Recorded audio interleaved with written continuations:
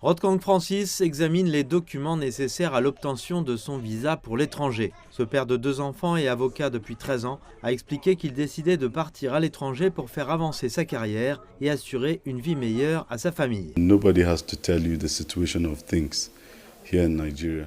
Personne n'a besoin de vous dire la situation des choses ici au Nigeria, que l'économie est très mauvaise et ne facilite pas le succès et le progrès de chacun. Malgré leurs efforts, beaucoup de jeunes sont concernés. Nous faisons beaucoup d'efforts, mais ce n'est jamais à la hauteur de ce que nous obtenons. C'est pourquoi j'ai pensé qu'il était sage de tenter la chance ailleurs. Ces dernières années, de nombreux Nigérians comme Rodkang se sont installés à l'étranger. L'insécurité croissante, une économie en difficulté, une inflation élevée et le chômage ont poussé des centaines de Nigérians, en particulier des médecins ou des experts en informatique, à émigrer vers des pays comme le Canada, le Royaume-Uni et les États-Unis, à la recherche de meilleures opportunités. Selon les analystes, l'impact de cette migration des talents pourrait aggraver une situation déjà désastreuse dans le pays, en particulier dans le secteur de la santé. Lorsque des médecins ont été formés pendant plusieurs années et que des consultants partent en masse, on peut imaginer l'impact que cela aura lors de la prochaine crise sanitaire. Déjà, dans les hôpitaux, il faut attendre interminablement pour voir le seul médecin de garde.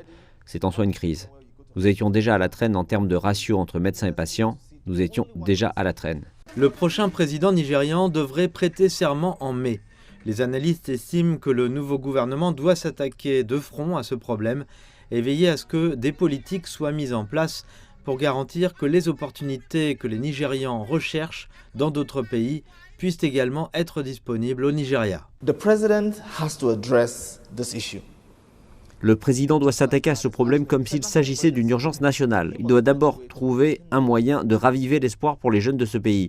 Il faudrait que ce soit comme le rêve américain. Si je viens en Amérique, je réussirai d'une manière ou d'une autre. Le Nigeria doit avoir une version de ce rêve, le rêve nigérian.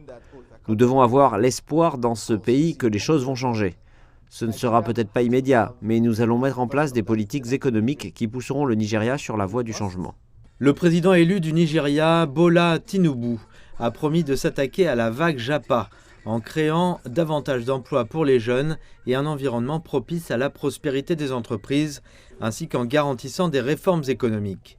Bien que cela ne puisse pas empêcher les personnes qui, comme Rodkang, sont déjà en train de préparer leur départ à l'étranger, cela pourrait peut-être redonner l'espoir à ceux qui ont l'intention de partir, mais qui n'ont pas encore entamé le processus.